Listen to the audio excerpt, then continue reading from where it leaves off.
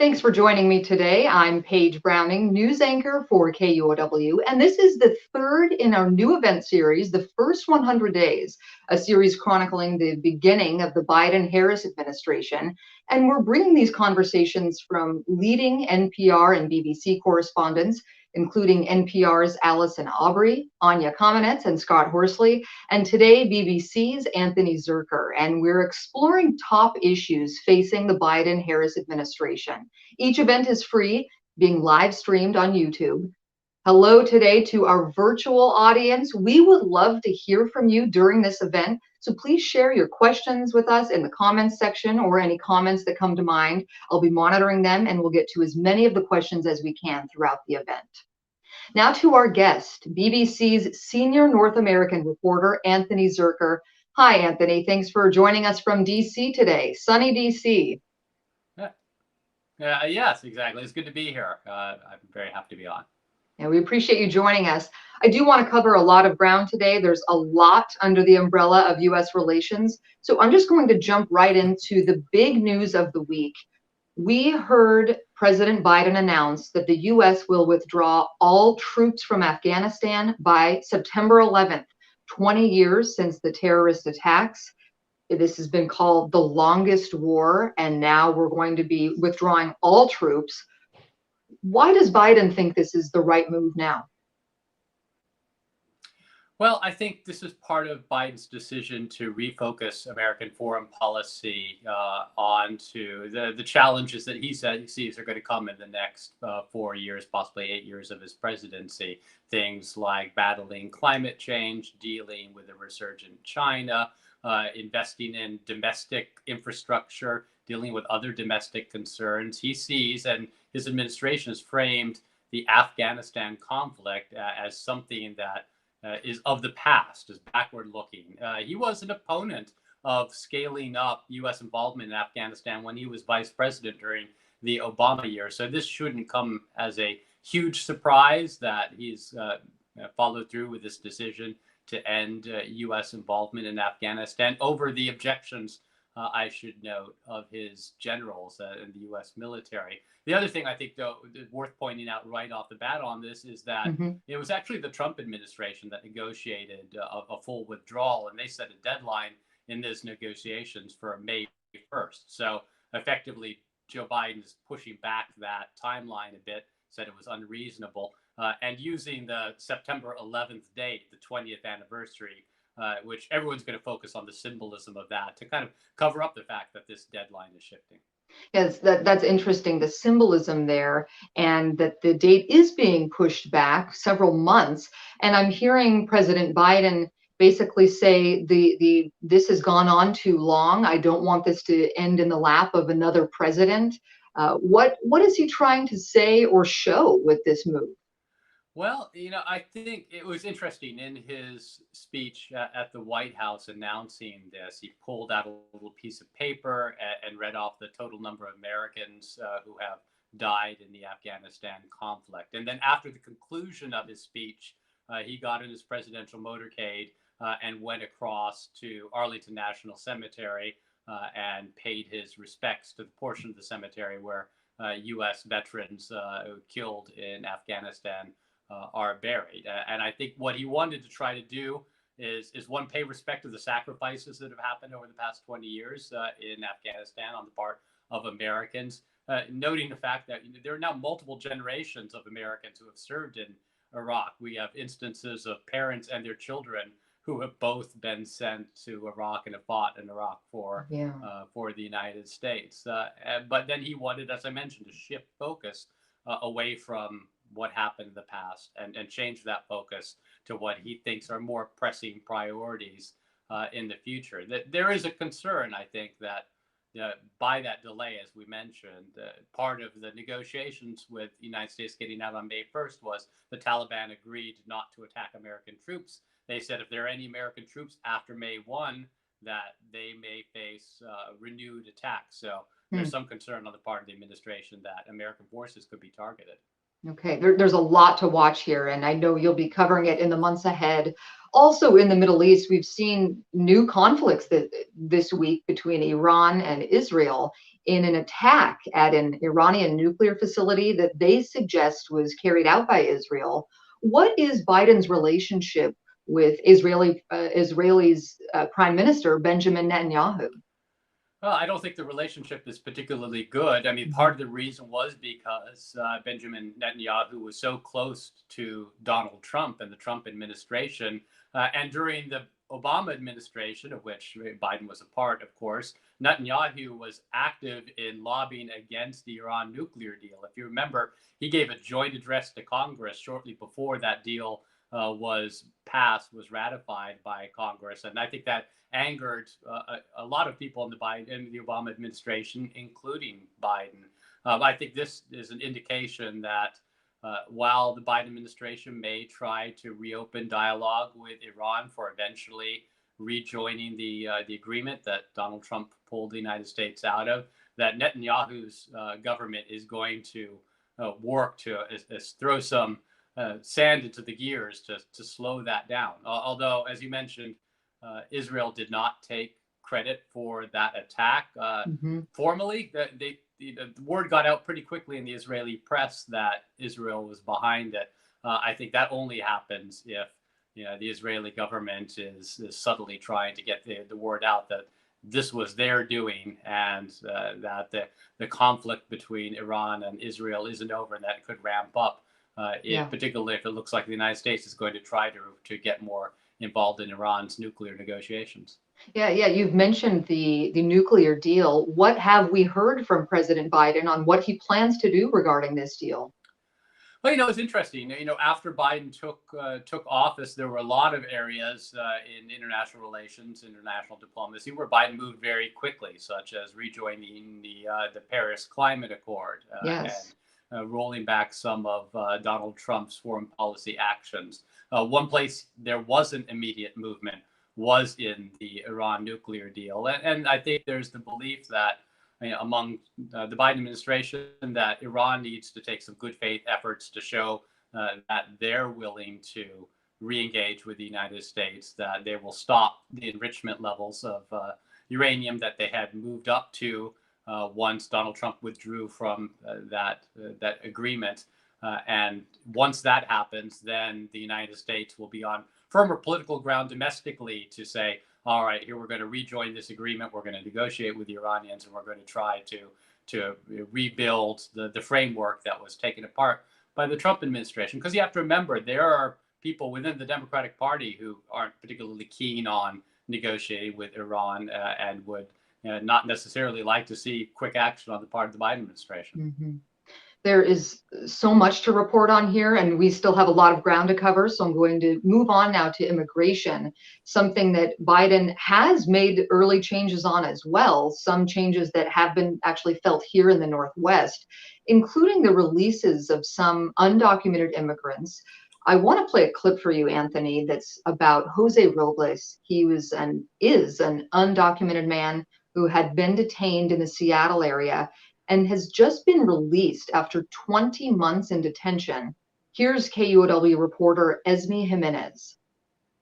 Under the new policy, immigrants who do not pose a threat to public safety are not a priority for deportation. That's why Jose Robles was released, according to his attorney. Dozens gathered to celebrate him at St. Mark's Cathedral on Wednesday. Ha sido un camino largo. Robles says it's been a long road, but thanks to the church community, he never felt alone. Immigration and Customs Enforcement became interested in Robles after he was arrested on a domestic violence charge. That charge was later dismissed. Anthony, this is a story that a lot of people in the Northwest have been following, and it was very interesting to watch. This gentleman actually took refuge in a church for some time before he ended up being detained. Now he's been released under new Biden policies. My question is, what is Biden's policy approach so far to immigration? Yeah, well, I think, as you mentioned, he's rolled back the kind of across the nation enforcement that we saw in the Trump administration. That was a serious change that Trump did from the Obama administration, where they were pretty rigorous in enforcement and deportations along the U.S.-Mexico border, but in the interior of the United States, in places like Washington and Chicago and New York, there was not the same level of aggressive enforcement. So that's certainly one way that Biden has changed U.S. immigration policy. I think the overarching message that Biden is trying to get through is that this will be a more humane immigration policy, that this kind of aggressive enforcement to deter undocumented migrants from coming and entering into the United States is not going to be carried out in the same way. I think Biden was very outspoken in his criticism of Donald Trump's policies of family separation for families that came across the border, taking the children and putting them in a different place from the parents. And I think that educates his immigration positions. But I think, as we've seen, there have been some very real consequences for these decisions as well. Yeah, you mentioned family separation, and President Biden has said that his administration will do much better at connecting families who have been separated at the border, among other things he has promised. And he spoke about this during his first press conference, and he made some interesting arguments about child immigrants in the press conference that he held a couple weeks back. Let's take a listen. You point out, I realize it's much more heart-wrenching, and it is, to deal with a 5 and 6 and 7-year-old. But you went down there and you saw the vast majority of these children, 70% are 16 years old, 17 years old, and mostly males. Doesn't make it good, bad, or indifferent, but the idea that we have tens of thousands of kids in these god-awful facilities that are really little babies crying all night, there's some, that's true. You know, so many people have seen the photos of facilities where children have been held once they cross the border. And in this clip, I hear President Biden sort of saying, the crisis isn't all that you see in the news. It's not all that you hear. It's much more complex. But I have to ask, was President Biden caught flat-footed in dealing with this crisis? Specifically, did it come as a surprise that so many people would migrate once he took office? I think that they weren't necessarily prepared for the surge that hit the border, particularly among unaccompanied minors. Maybe they should have been. Maybe they didn't think it through enough, but maybe they just looked at the situation and decided that the policy that the Trump administration had of sending unaccompanied children back across the border just was not an ethical or moral move to make. And so they were going to reverse that policy as quickly as they could, irregardless of the consequences of it. You do have to keep in mind that, it's not just this decision to allow undocumented children who come across the border to stay in the United States that has led to this surge. It's also the fact that, pretty much all of the immigration movement last year was frozen in place because of the coronavirus pandemic. So the numbers last year were down dramatically. Now we're seeing last year's immigrants come across, the ones who planned to go last year, plus this year's surge of migrants. And then there's a rhetorical difference between Joe Biden and Donald Trump, and people pay attention to that. The BBC has talked to migrants coming up from Central America, and they have told our reporters that part of the reason they're doing it is because they expect Joe Biden to be more welcoming than Donald Trump. But I think that the test for the Biden administration is to show that there's a way of getting a handle on the immigration issue in a humane way, that it doesn't take this kind of hardline, draconian approach of the Trump administration in order to keep these numbers lower, and that you can do it without these kind of drastic steps that you saw the Trump administration take. Yeah, interesting points there about possible migration happening because of the delays due to the pandemic, and possible thoughts about a friendlier climate under the Biden administration. Just want to remind our listeners and viewers today, we'd love to hear from you. Drop in a comment or drop in a question that you'd like to ask Anthony Zurcher, and I'll get some questions in the lineup in just a few moments. Anthony, talk to me about U.S. relations with China, where we saw the former President Trump, sort of play tough with President Xi Jinping What is President Biden's early approach with President Xi?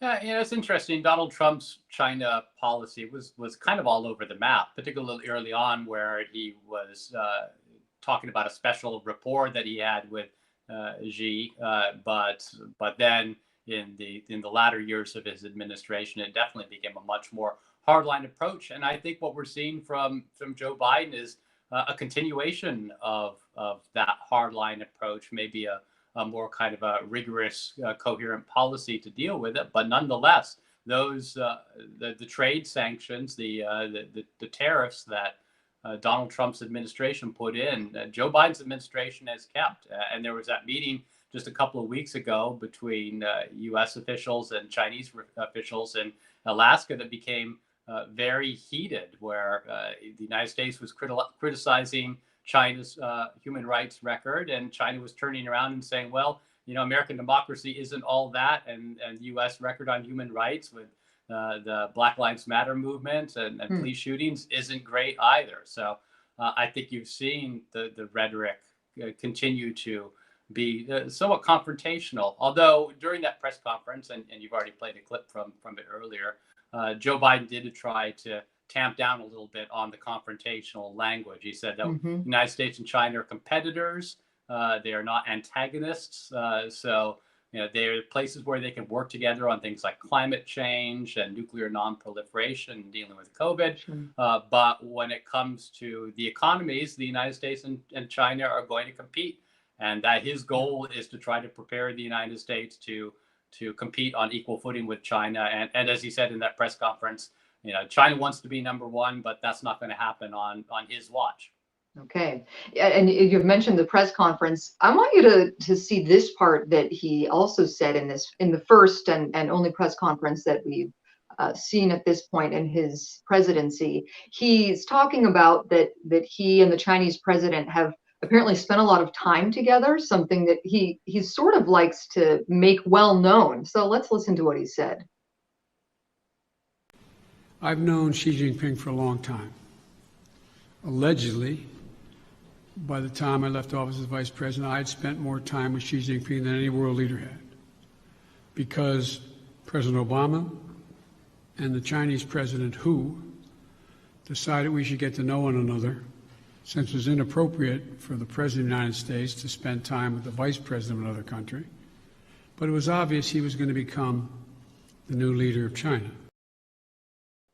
Okay, so we may see a confrontational approach, but he's saying, hey, we've spent a lot of time together. Maybe we can be pals and really get to know each other. We already know each other. Why does it matter that we have personal relationships between world leaders, between our president and other world leaders? Yeah, I mean, that was something that Joe Biden touted over the course of his presidential campaign, that he had met with all of these different world leaders. When the subject of Russia came up, he talked about how he had met with Vladimir Putin. When the subject of China came up, he used to like to joke that he traveled 17,000 miles over the course of his vice presidency with Xi Jinping. Yes. Joe Biden views foreign policy in relationships and having trust and being able to build up a rapport with foreign leaders. Whether that actually will overcome each nation's priorities and political positions. Joe Biden seems to think so. Although when it comes down to it, it's what the nations want and their foreign policy goals that I think will decide, not whether the two leaders are friendly or not.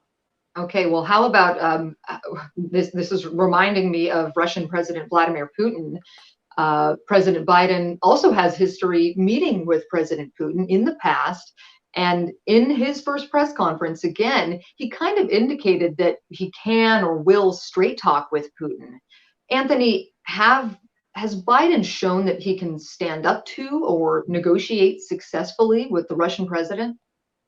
Oh, well, we've definitely seen a rhetorical shift in the way the president and this administration is dealing with Russia. They're much more direct about criticizing Russian meddling in the 2016 election. There was just today the announcement of new sanctions on Russia for the hacking that they did in 2020.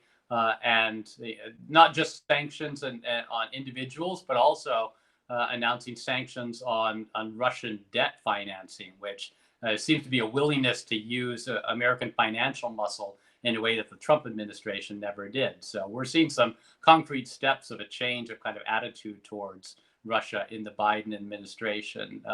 Although, again, Joe Biden did mention that he wanted to have a face-to-face summit with Vladimir Putin sometime in the coming months. So the willingness to meet face-to-face with him, that could be an olive branch amid all of these more sharply worded statements that we're hearing from the administration.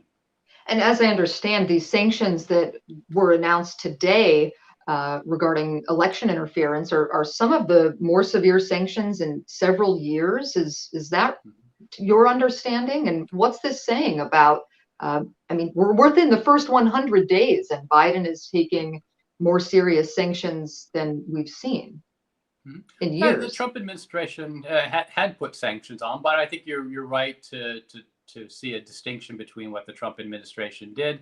They expelled diplomats, they put sanctions on individuals, and what the Biden administration is signaling here. And as I said, I think it's the willingness of the administration to target Russian bond issuances. It may not be that huge an amount right now, but if the United States starts putting pressure on allies also to not purchase new Russian bonds, that will limit the ability of the Russian government to finance their debt, and that could be something that gets the Russian government's attention in a way that kicking out a handful of diplomats every now and then won't do. Okay. I do want to ask you about one more world leader, North Korea's Kim Jong-un. He's made public displays of his nation's weaponry since Biden took office. And asked about how he would handle nuclear weapons development, here is what President Biden has told reporters. We're consulting with our allies and partners, and there will be responses if they choose to escalate. We will respond accordingly. But I'm also prepared for some form of diplomacy. But it has to be conditioned upon the end result of denuclearization. And Anthony, before you respond, here on the screen next, we're going to just put up North Korea's response to what Biden has said about denuclearization. And I just have to ask, is Biden going back to the pre-Trump strategy of sort of small step negotiations toward denuclearization? Yeah, I think it was interesting at the State Department, the press spokesman said, we're not going to go back to 2016. We can't go back to 2008. Circumstances with North Korea have changed. So I think that's an acknowledgement that what previous presidents have tried to do, and even Barack Obama tried to do in kind of this, working with allies, having a multi-party negotiations, it didn't work. I think that was a really measured response from Joe Biden. If you listen to that clip again that you just played, he did criticize the missile test, but he did also leave open negotiations. And there were reports confirmed by the administration that in February they did reach out to North Korean officials to try to open channels of communication. I think that those missile tests that North Korea tried, they weren't long-range missiles, and they haven't resumed nuclear testing. So it isn't quite as aggressive as we've seen in the past. But they're doing a review. The Biden administration is doing a review of North Korea policy. They want to try to find some sort of a new way of cracking this difficult problem. But where they go from here, knowing that the past hasn't worked, that is a good question. I'm not sure even they know the answer. And I should say, I mentioned that we would have North Korea's response. I don't have that up on the screen, but this is what the sister of the North Korean leader said in a statement, quote, if the U.S. administration, quote, wants to sleep in peace for the coming 4 years, it had better refrain from causing a stink as its first step. So that was the official response within this first 100 days to President Biden's new administration, saying, basically, don't cause a stink with North Korea, end of story. So when it comes to, taking steps that Biden mentioned and you have indicated, what steps are possible to him without uh, causing more problems with North Korea and its Well, leaders? yeah, that is that is going to be a challenge. And we're used to overheated rhetoric from North Korea, so it shouldn't Hmm. come as much of a surprise Don't that cause a stink. even it's even somewhat tepid criticism from Joe Biden is going to get a kind of a blustery response from North Korea. I think the Biden administration could try to do direct negotiations with North Korea. That would be a change from the Obama administration and more akin to what Donald Trump tried to do. I think if they wanted to up the confrontation with North Korea, they could resume more expansive military training with South Korea. I think that that could, of course, risk reprisals on the part of North Korea. A resumption of nuclear testing or long-range missile testing. It's going to be a challenge for this administration. Right now, it seems like they want to deal with North Korea as part of a larger strategy towards refocusing on Asia and China in particular. But where they go from here, how they find a way of engaging the North Koreans, what they have tried to do, sanctions haven't really worked. It seems like North Korea has been able to get around all the sanctions, all the extreme sanctions, each one seemingly touted as being the most extreme sanctions ever. Hmm. North Korea still has managed to keep functioning. It hasn't the kind of olive branch, we're buddies, let's pal around, that negotiating strategy that Donald Trump tried with Kim Jong-un hasn't really worked. It didn't really get anything concrete out of that. Biden has been around long enough to know that this is one of the biggest insoluble problems for American foreign policy since the 1950s. I think he may not have expectations of coming up with any kind of a new way to solve it now. But it seems like in this review, they're going to try to figure it out. And we will keep watching. And just want to remind people, you are watching KUOW's virtual event, The First 100 Days. I'm KUOW news anchor Paige Browning, speaking with the BBC's Anthony Zurcher. Thanks for joining us this hour. Anthony, here's something that you have pointed out and I find really interesting, and the president has pointed this out. He's up against world leaders who think autocracy or dictatorship are best, like in North Korea, Venezuela, Russia, China. And actually, this is something Biden talked about when speaking to reporters recently. Let's listen. I predict to you, your children or grandchildren are going to be doing their doctoral thesis on issue of who succeeded, autocracy or democracy. So, okay, he's sort of taking this on, saying this is an issue we're going to be writing theses on. Is this on his shoulders? What's he setting out to do here? Yeah, I think he's trying to reframe the way the American public looks at foreign policy. Growing up in the 1980s and 70s, it was all about the Cold War and confronting international communism. Well, I think Joe Biden wants to define American foreign policy going forward as a defense of democracy and pluralistic societies against great powers that don't operate under those systems, and at least in the case of Russia, attempt to undermine Western democracy from within. As I mentioned in that contentious meeting with Chinese officials in Alaska, when the United States criticized China's human rights policy, China turned around and criticized American democracy, said that it was brittle and that the American people didn't support American democracy the way Chinese people supported the Chinese government. So I think that Joe Biden does see this as the great conflict of our time, that Western democracies have to prove that they can still function in the modern world, and the evidence that there are problems with democracy that we have seen over the past few years in the United States, that we've seen elsewhere in the world among Western democracies. I think he identifies that as a real challenge for himself that he's going to have to address and have to make the American public understand.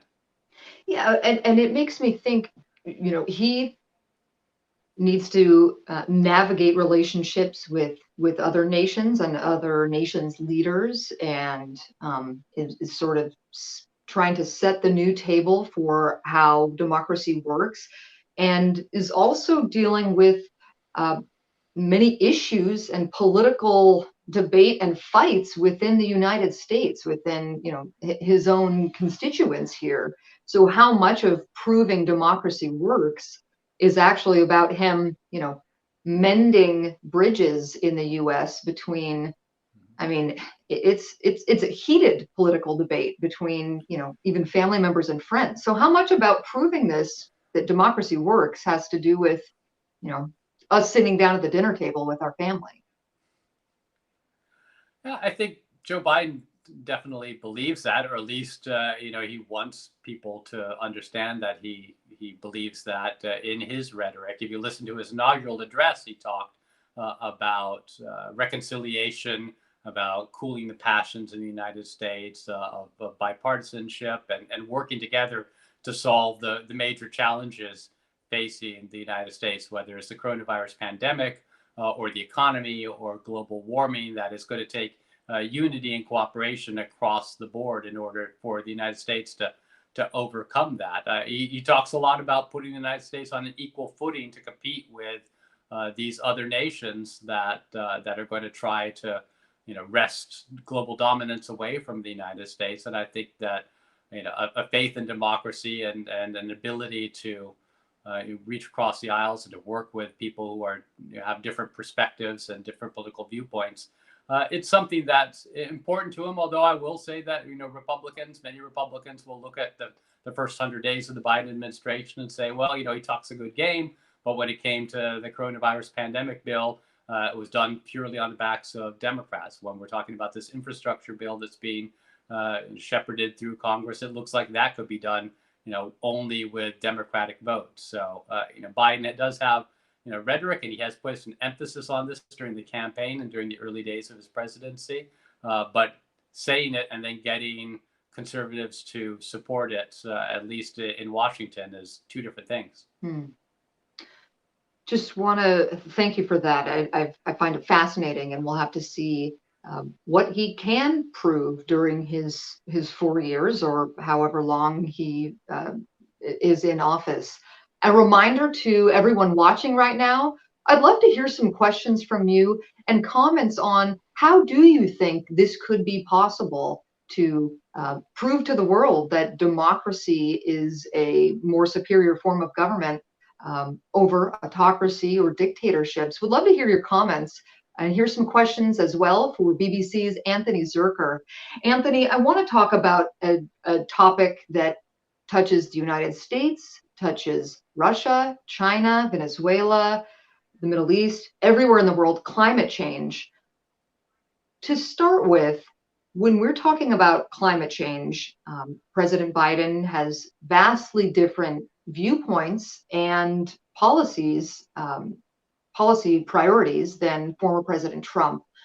Is Biden trying to position himself as a world leader when it comes to taking action on the climate crisis?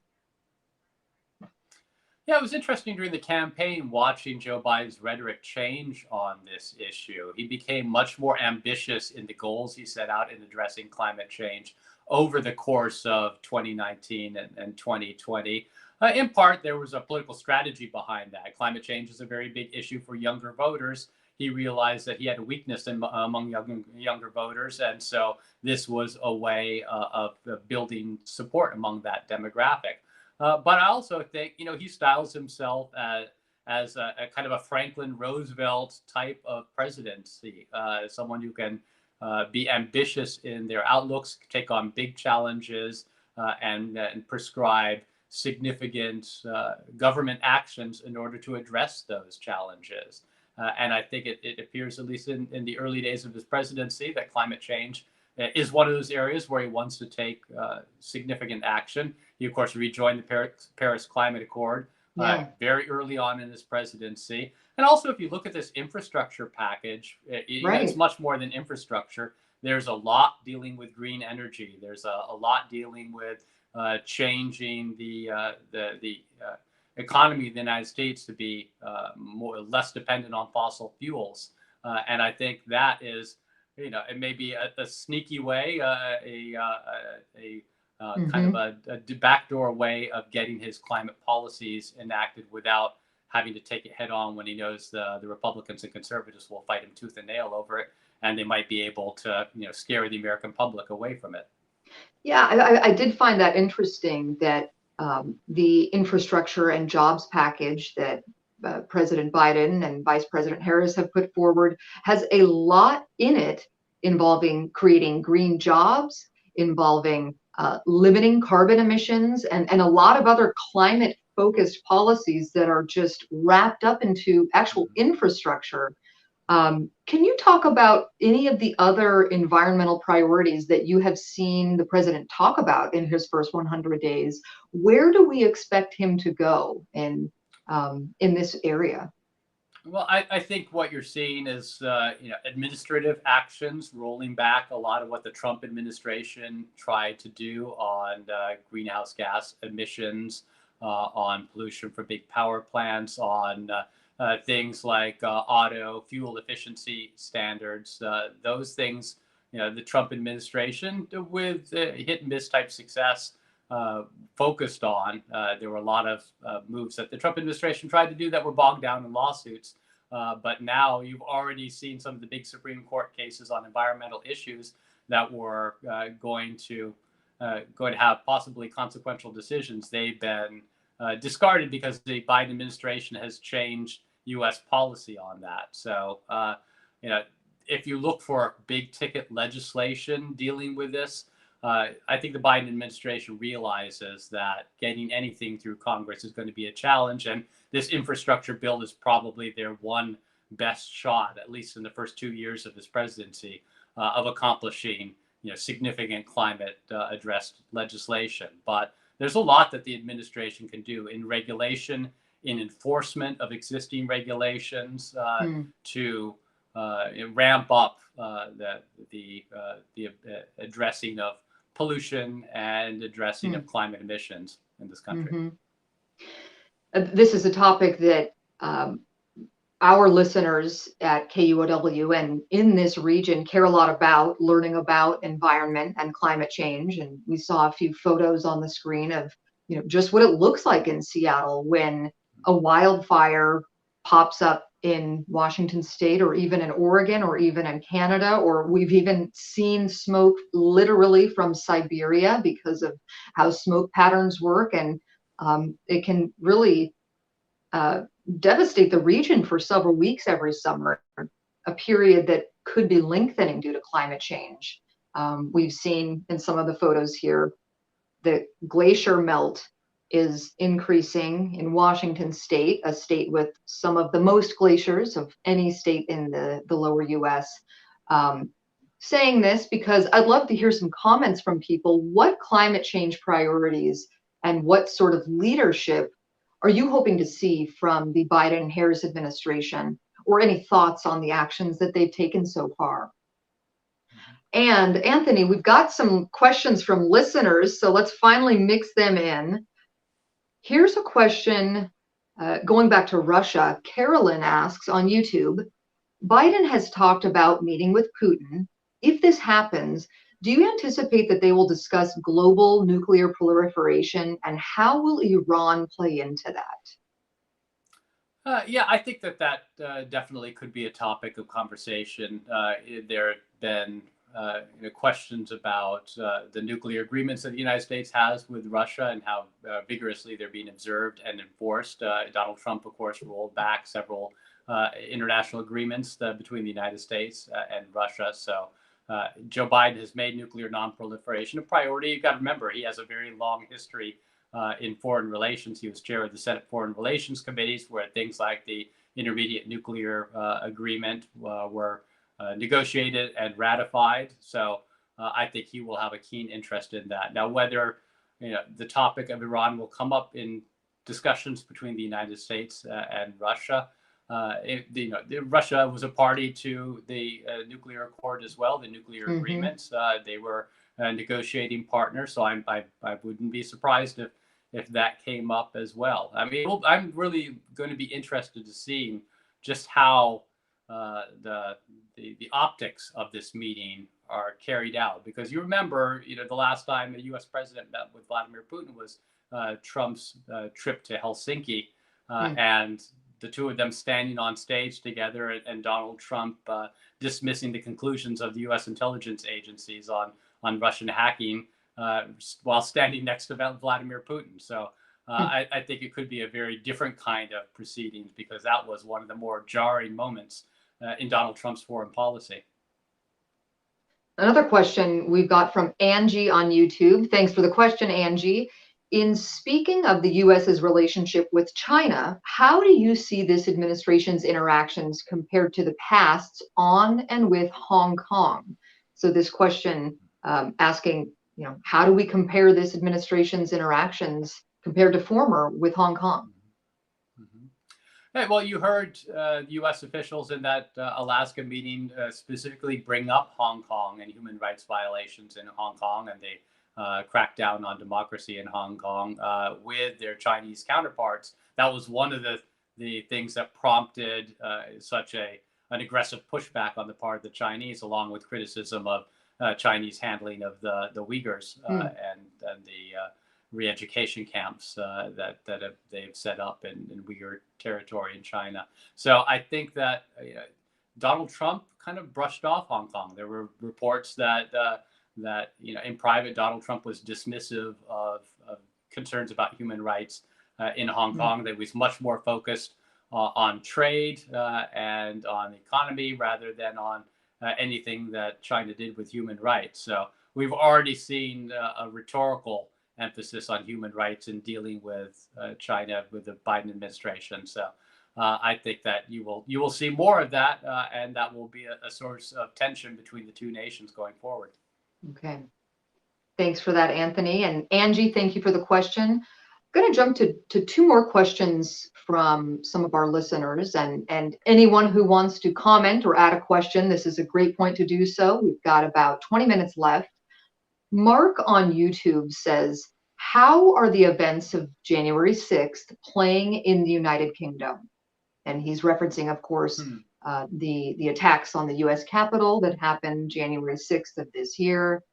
And he's wondering how, I know you're in the U.S., Anthony, and work with the BBC. How's it playing out in the UK or elsewhere that you know of? Yeah, I mean, I was certainly closely involved in the BBC's coverage of those riots, and so in communication with folks in the BBC and just talks I've had with British people. I mean, there was a shock that something like that could have happened in the United States. They never imagined that it would reach that point where armed rioters would break into the U.S. Capitol. That's something that perhaps they've seen in foreign capitals of less stable governments, not in the United States. So you saw Boris Johnson, the British Prime Minister, very quickly come out with comments condemning the action. But I think it's interesting the way that Brits look at U.S. domestic politics.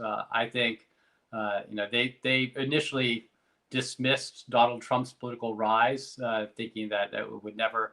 One, that he would not be successful here in the United States, and two, that it didn't really mean a whole lot for what was going on in the UK. But Donald Trump's rise came right about the same time that the Brexit referendum passed, and it was at that point that the British realized that some of the stuff that's going on with American democracy and some of the turmoil in kind of this conservative populist movement in the United States, that is going to not be contained within the United States. That's going to spill over elsewhere. So I think they started paying a lot more attention to American domestic politics after that. And so I think there was a great deal of concern to see the dispute over the U.S. election culminate in violence inside the Capitol the way it did. Yeah.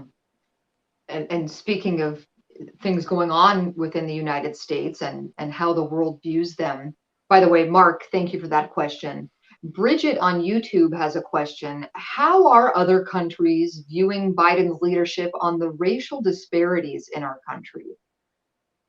And there can be a lot involved with this question, but she's asking specifically about racial disparities. What do you say? Yeah, I mean, I think it's interesting because the Black Lives Movement and the protests that took place in the United States last year, they also were not confined within American borders. You saw in the UK crowds pulling down statues of famous Brits who were involved in the slave trade, and it prompted a very real and very serious discussions about race relations across the world, in Western Europe, in the UK, and elsewhere. What happens in the United States definitely has repercussions across the world. Now, I think that there are a lot of people closely watching how Joe Biden handles this. How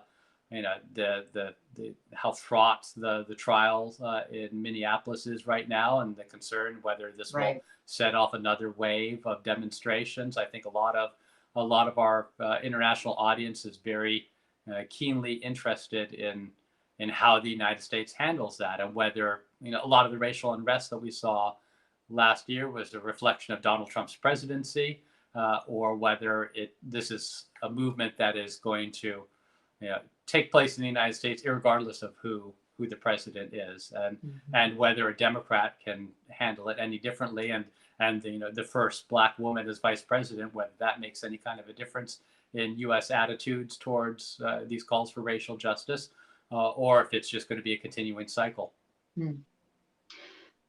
I wonder too, somewhat back to Mark's question, but when we talk about the impeachment proceedings of former President Donald Trump, I'm wondering what you think about how President Biden handled it. For the most part, we didn't see President Biden or hear from him during those proceedings. What did that say? Yeah, I mean, I think it was a strategic decision on the part of Joe Biden and the Biden administration to stay as far away as possible, that he didn't want to get pulled down into litigating Donald Trump's presidency.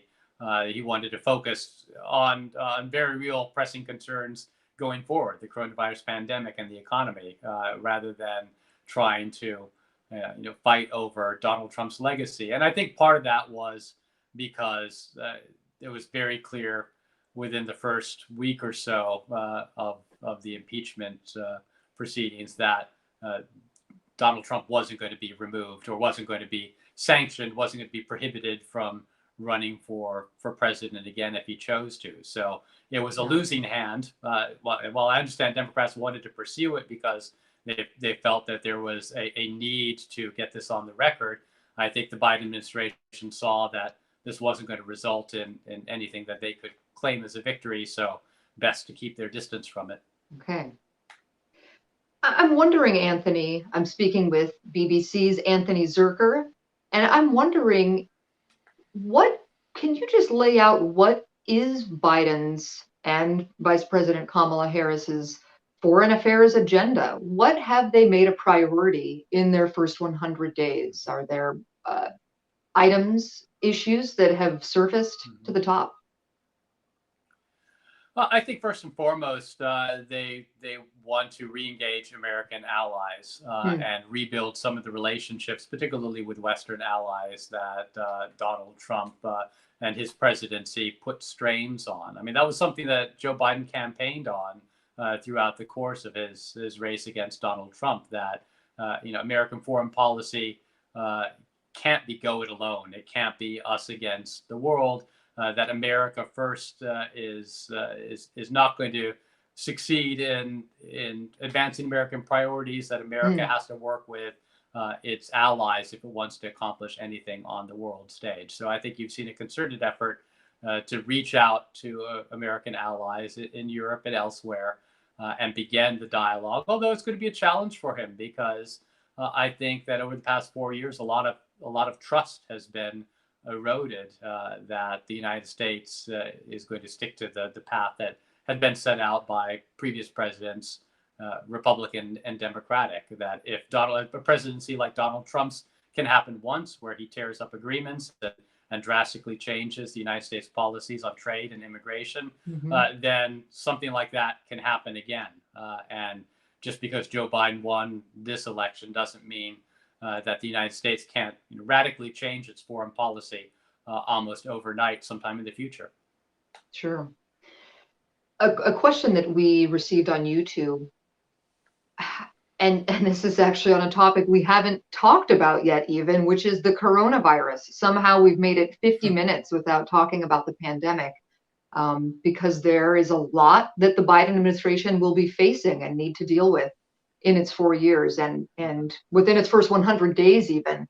On the pandemic, the question is, how is world travel being handled as we hear of new COVID strains? I mean, obviously, travel between nations has been drastically curtailed.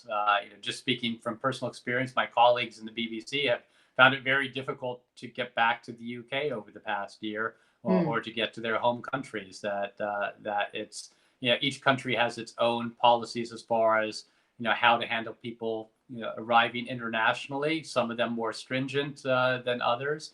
But I think it's going to be a while before things return to any kind of a semblance of normal, particularly if you look at the way different countries have handled vaccination rollouts.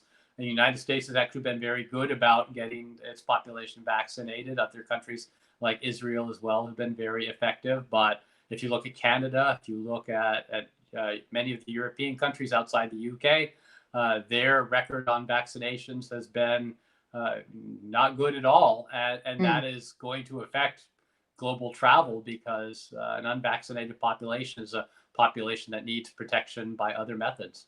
Yeah, that's right. And we've just had some vaccine news in Washington State today. As of today, actually, all adults 16 and over are eligible for the COVID vaccine in Washington. 1 in 5 people in our state are fully vaccinated at this time. Progress, but 1 in 5 is not herd immunity. So a long way to go. And there are travel restrictions in many states, I know, including in Washington State. There are some travel restrictions still in place for international travel specifically. But our governor, Jay Inslee, has removed the required quarantine period that was in place for some time regarding people traveling and especially flying in from other states. Enough from me. I want to get back to the audience, Anthony.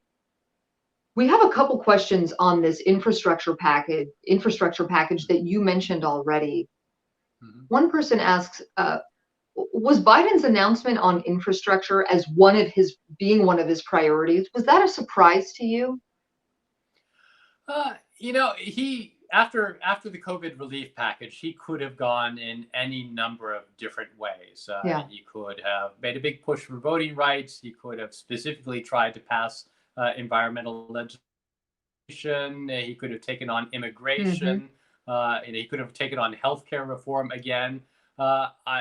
His decision to go with infrastructure, I think, reflects his pragmatic side. He is trying to do things that have wide popular support, and I think part of that is because he was there for the Obama administration, where the first thing out of the gate they did in Obama's presidency was take on healthcare reform, and they paid a very real political price for it in a resounding defeat in the midterm elections. And then in the beginning of Obama's second term, they focused on gun control after the Newtown shootings, and that again ended up not being successful, and also probably wasting time that the Obama administration wishes they could have spent in something that actually would have gotten passed. So I think Biden has decided that infrastructure is, one, something that is very popular.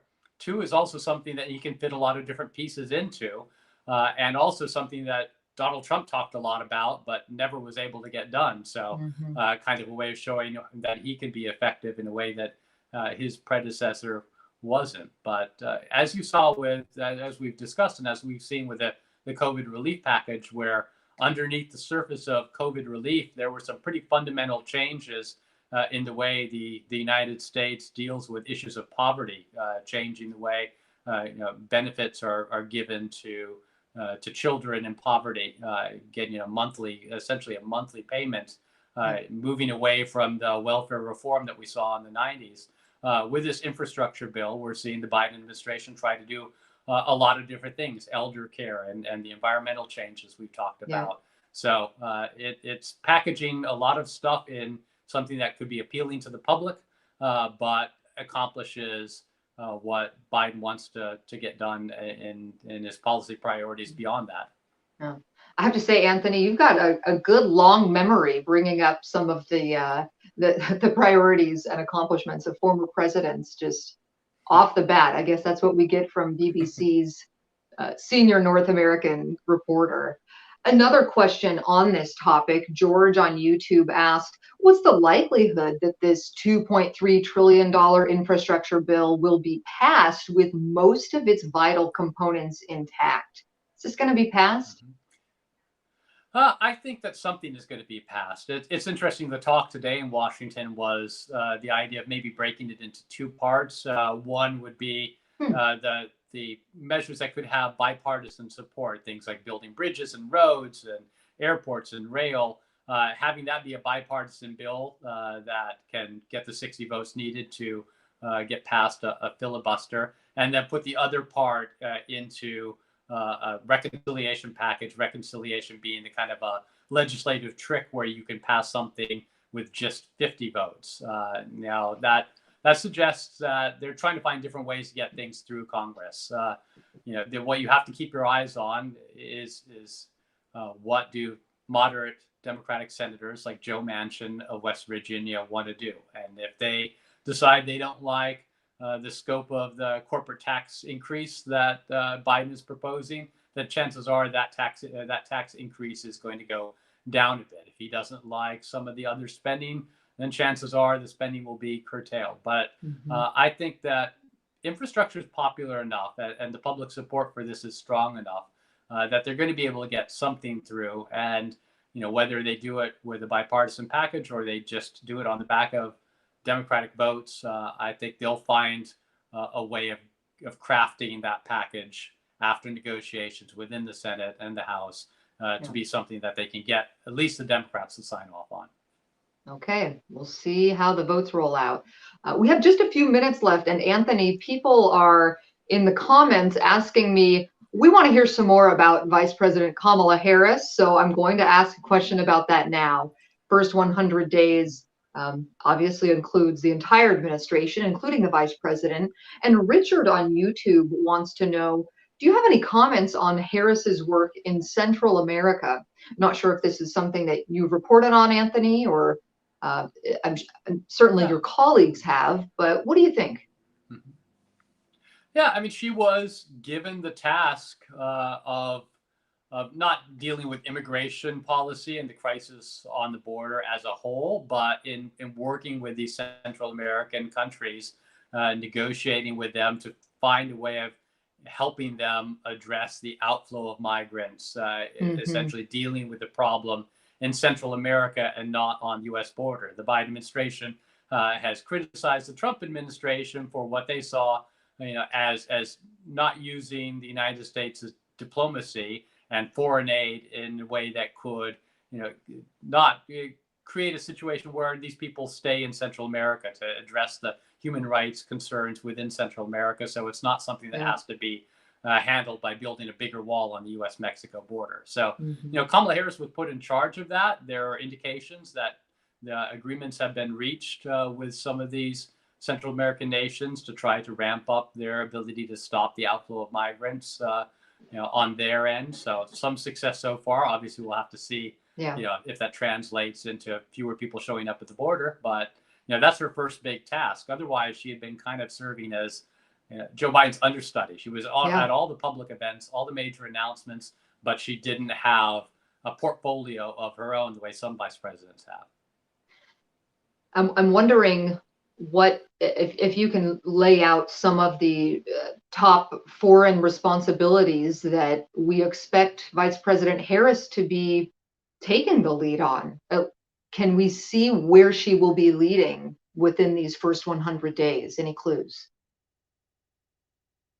I was at Kamala Harris's campaign kickoff back in January of 2019, and the speech she gave, it sounded a lot like what Joe Biden talked about, which is reaching out to U.S. allies, rebuilding fences, moving away from a go it alone kind of approach on foreign policy, and engaging in international organizations and international alliances. So, I think that Joe Biden looks at the vice presidency a lot in the way that he handled the vice presidency when he was there with Barack Obama. And he did get detailed a lot of different foreign missions, diplomatic missions. So I think you've already seen with his willingness to send Kamala Harris to Central America, dealing with the Central American leaders, that he might be willing to use Kamala Harris as an international ambassador of sorts to work with U.S. allies in instances where he either can't or doesn't want to deal directly himself. Yeah. Anthony, there's so much to cover. We can't get to everything today, and apologies to listener questions that we might not have gotten to. But I want to ask you, what are the topics you are watching? What are you waiting to happen down the road and watching in your reporting for the BBC? Well, you don't have to give away any stories you're working on, but topically, of course. Yeah, I think it'll be interesting to see, what happens after the infrastructure package passes. What Joe Biden tries to do next. There's limited amount of time. He will already have passed two big legislative packages. Is there room for anything else? There's been talk about guns. There's been talk about healthcare. There's been talk about voting reform. Can he get one more thing through before we get to next year and everyone starts paying attention to the domestic midterm elections? On foreign policy, as I mentioned, his dealings with Russia are going to be interesting because they mark such a significant difference from the way Donald Trump's attitude towards Russia was, viewing any criticism of Russia as kind of an implicit criticism of his election victory. So, what happens in that summit when it happens? And, the idea that the Biden administration is trying to reframe foreign policy in competing with China. How successful is Biden going to be in getting U.S. allies on board there? He's meeting with the Japanese Prime Minister tomorrow.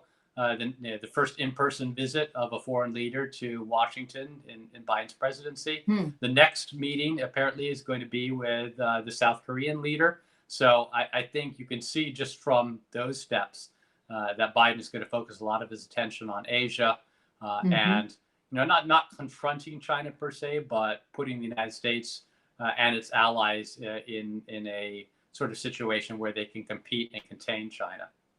Yeah. Anthony, you just have a vast knowledge of U.S. relations and foreign policy, and really appreciate your time today. Can you tell people where we can find your work, where we can find you on Twitter and read your stories? Sure. Well, my Twitter handle is @AWZurcher. That's AWZURCHER. You can also find all of my writing on the BBC's webpage. That's bbc.com/news. I cover American politics. I cover, I spent a lot of time covering Donald Trump, and now I'm having a chance to expand my coverage a little bit and hope to get out of Washington and start covering, issues across the U.S. Once travel starts to get loosened a little bit here. So, I encourage everyone to visit the BBC News website because it provides an interesting perspective, not just on world affairs, but also on U.S. domestic affairs from a kind of an outsider's perspective in many cases. I thought I was going to leave it there, but I have to ask you, Anthony, can you talk about the difference in reporting between these two administrations? Has your load lightened? Has it become more? What's it like? It's still a lot of work, but it's become much more predictable. Gone are the days in the Trump administration where I would wake up in the morning and think I was going to cover one topic and then just get totally derailed by a presidential tweet or some sort of a twist in the Russia investigation or a high-level firing or feud within the White House itself. I mean, I remember telling our international audience, or being asked by our international correspondents, is this going to change things in the United States? Is something that Donald Trump has done going to fundamentally change his standing in the United States? And kind of shrugging my shoulders and saying, no, it's only going to be a matter of a few days before the next controversy crops up. Well, that's not the case here. Surprise. It's a much more disciplined kind of approach by this White House. I mean, they're still trying to get their feet wet, and there's still some disorganization and chaos, as there is with any new administration. But when you get an idea of what they're going to focus on for that week and what the big news stories are going to be that week, by and large, it follows the script. So we can kind of prepare a little more.